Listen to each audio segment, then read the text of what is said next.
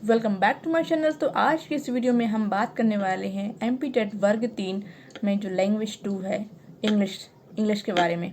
यूँ तो संस्कृत भी है, लेकिन हाँ, यहाँ इस वीडियो में हम इंग्लिश के बारे में बात करेंगे।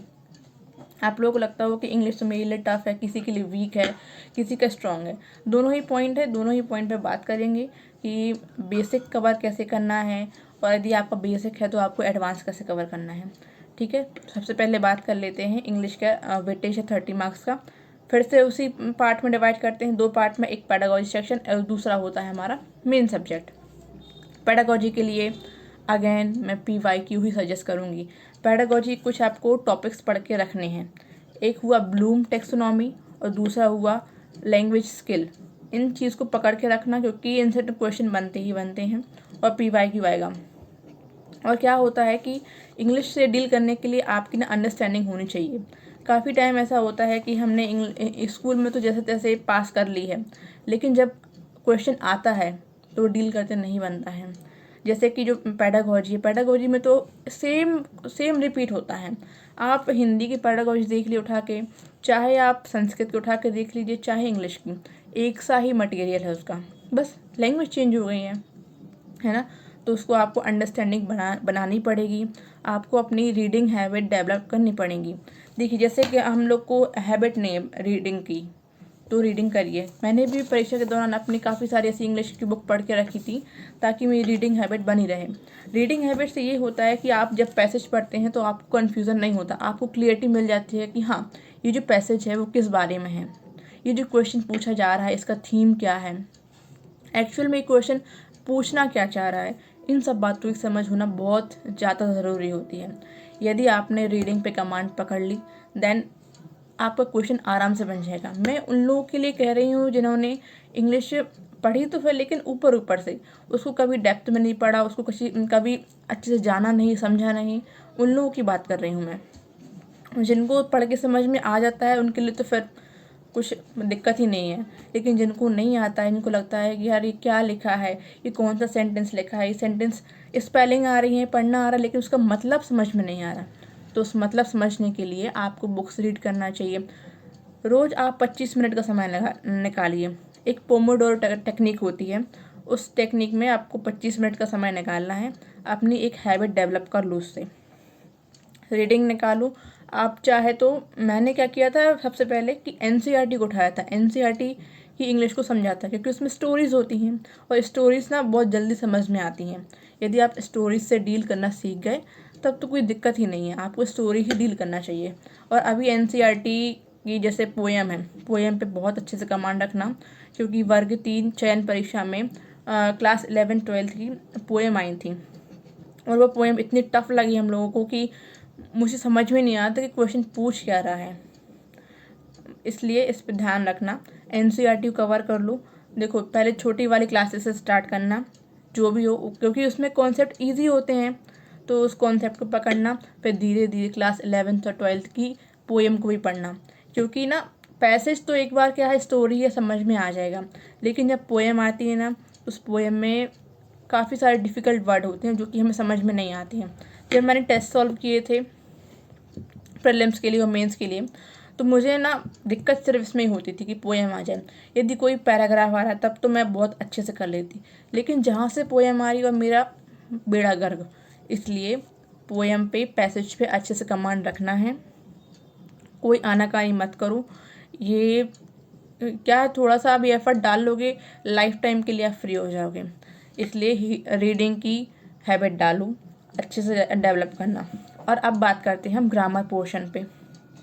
ग्रामर में क्या है, आपको टीचर्स काफ़ी सारे मिल जाएंगे, यूट्यूब पे भटकाव बहुत है, लेकिन आपको ग्रामर हाई लेवल पे नहीं करनी है। आपको ना ग्रामर बिल्कुल बेसिक करनी है। यदि आपने बेसिक से सॉल्व कर लिया, आपको कोई ज़रूरत नहीं है कि आपको एकदम ही हाई पढ़ना है। क्वेश्चन इसलिए नहीं फंसता कि क्वेश्चन टफ है, क्वेश्चन आपको इसलिए फंसता है क्योंकि आपके बेसिक क्लियर नहीं है। इसलिए बेसिक को मजबूत करने के लिए सबसे पहले चैप्टर्स के वो नेम उठाओ। एक्चुअल में इसमें तो ऐसे दिया है कि अनसीन पैसेज एंड सम एंड ऐसा कुछ दिया है उसमें। तो इंग्लिश में आपको पार्ट्स ऑफ स्पीच पे बहुत अच्छे से कमांड पकड़नी है, क्योंकि पार्ट्स ऑफ स्पीच सब चीज़ों का बेसिक होता है। इंग्लिश की शुरुआत तो पार्ट्स ऑफ स्पीच से ही होती है। बाकी चीज़ें तो बात की बात है कि क्या नरेशन का, क्या एक्टिव पैसिव, इन सब चीज़ों को मत पढ़ो। अभी आपको पार्ट्स ऑफ स्पीच पढ़नी है। पार्ट्स ऑफ स्पीच में भी आप देख लेना, मैं कुछ चैनल भी सजेस्ट करूँगी अभी। पार्ट्स ऑफ स्पीच में आप ध्यान देना कि जो एडवर्ब है, एडवर्ब का टाइप अच्छे से पढ़ना, क्योंकि एडवर्ब के टाइप में से डेप्थ में क्वेश्चन पूछे जाते हैं। हमें लगता है कि हाँ, हमने एक बार एडवर्ब का कॉन्सेप्ट पढ़ लिया है, इसमें ये लगाओ तो ये एडवर्ब बन जाता है, बस इतना हो गया। नहीं, एडवर्ब को थोड़ा सा डेप्थ में पढ़ना, एडवर्ब और एडजेक्टिव में डिफरेंस क्लियर करना, क्योंकि क्वेश्चन फंसाता यही है। मैंने तो हर बार यही देखा है कि मैं एडवर्ब और एडजेक्टिव में बहुत कंफ्यूज हुई हूँ। इसलिए इस चीज़ को, इस कंसेप्ट को क्लियर रखना, टाइप्स ऑफ एडवर्ब और एडजेक्टिव में डिफरेंस। ठीक है, अब हम बात करते हैं नेक्स्ट पॉइंट में कि आपको कहाँ से करना है। जिनके बेसिक क्लियर नहीं है, जिन्हें लगता है कि मुझे कुछ नहीं आता है, देखो एक्सेप्ट करो, मैं ऐसा बोलना नहीं चाहती, लेकिन है बात ऐसी।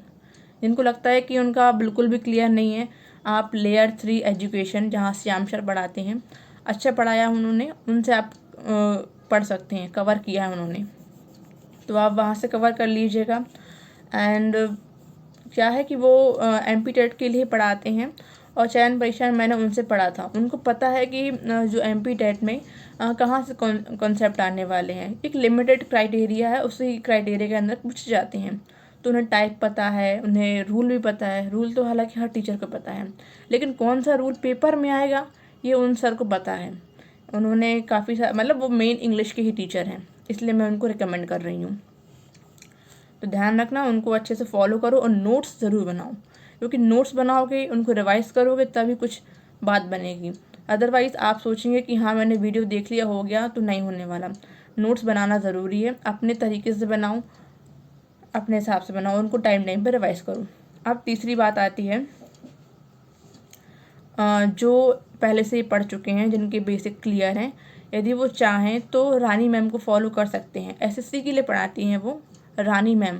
अभी रिसेंट में पेपर हुआ है SSC का, तो SSC ने कंपनी बदल दी है अपनी परीक्षा की, और वो कंपनी कौन सी है? वही कंपनी जो हमारे MP के एग्ज़ाम के लिए पेपर बनाती है, एडिक्विटी। आपने सुना होगा नाम, एडिक्विटी। हाँ, तो जो वही MP के लिए बना रही है, और अब वही सेंट्रल के लिए भी बना रही है। इसलिए अब क्या है, टीचर्स ना NCERT की कंसेप्ट कवर कर रहे हैं। तो यदि जिनका एडवांस लेवल पे पढ़नी है, इनको हाई लेवल पे पढ़नी है, वो कर सकते हैं, क्योंकि बेसिक उनका क्लियर होता है, इंग्लिश उन्होंने अच्छे से पढ़ी है स्कूल में, और उन्हें लगता है कि हाँ यदि एक कोई एक्स्ट्रा ऑर्डिनरी क्वेश्चन आ गया तो मैं कैसे डील करूँगा।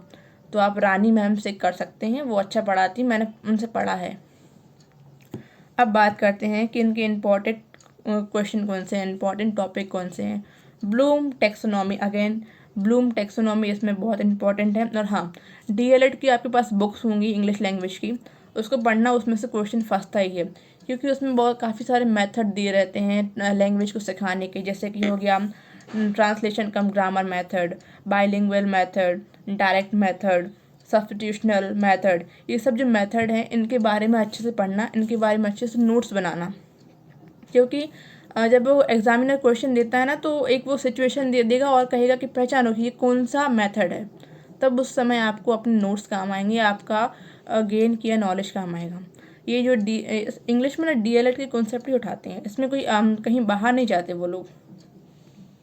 और इसके अलावा आपको क्या करना है कि ये जो मेथड्स हैं, किसने डेवलप की हैं, किस लिए डेवलप की हैं, उसका एम और उसके डेवलपर, इन दोनों चीज़ों पे अच्छे से कमांड रखना, तो पेपर आराम से सॉल्व हो जाएगा। इंग्लिश कोई इतना भी बड़ा नहीं है ना, कि और ये हमसे कैसे बनेगा, बन जाएगा, आराम से बन जाएगा। ठीक है, तो अब समराइज़ करते इस चीज़ को कि रीडिंग करनी है, 25 मिनट तो करनी ही है रीडिंग, और जो टॉपिक्स बताए हैं उनको कर लेना। और इसके अलावा यदि आप जैसे कुछ चीज़ों के मीनिंग पूछ ले जाते हैं कि इसका मीनिंग बताओ, बुकैब बोलते हैं हम उसे, तो उसके लिए मैंने कुछ बुक्स रखी थी। हालांकि ये SSC के पर्पज़ से हैं। ये ब्लैक बुक है, इसको मैंने पढ़ा हुआ है, इसमें सारे प्रीवियस ईयर क्वेश्चन होते हैं। इसके अलावा मैंने द पंडित्स को भी ट्राई किया था। द पंडित्स में भी अच्छा, मतलब बुकैब सेशन ही दिया है। बुकैब सेशन एक बार आपका मजबूत हो जाए तो अच्छा रहता है। और आप इसमें से एक रोज़ 10 मीनिंग निकाल लो कि हाँ मुझे आज 10 ये बुकैब कवर करनी है। क्योंकि ये मान लो पैसेज दे दिया उनने, अब उनने पूछ लिया कि ये जो शब्द दिया है इस पैसेज में इसका मतलब क्या है, वो भी इंग्लिश में ही दिया है, तो आप कैसे पहचानेंगे? हिंदी में तो दिया नहीं है कि हाँ जल्दी से हिंदी टिक कर लिया। इस बुकैब की मदद से आप समझ जाएंगे कि हाँ ये जो शब्द है किस बारे में है, किस कंटेक्स्ट में है। और अपोजिट पूछेगा, अपोजिट तो अपोजिट आपको इंग्लिश में ही बताना है, तो अपोजिट के लिए हेल्प हो जाएगा, सिनोनिम्स के लिए हेल्प हो जाएगा। इसलिए मैं कह रही हूँ कि आपको बुकैब भी करना है। बुकैब, रीडिंग, PYQ, इन सब पे अच्छे से कमांड बना लो, इंग्लिश सॉल्व हो सकती है, आराम से हो जाएगी। और मैं इंग्लिश की इसलिए रिकमेंड कर रही हूँ क्योंकि चयन परीक्षा में आपको मेहनत नहीं करनी पड़ेगी। बच्चे किस लिए फंस गए हैं? क्योंकि उन्होंने चयन परीक्षा के लिए समय कम था।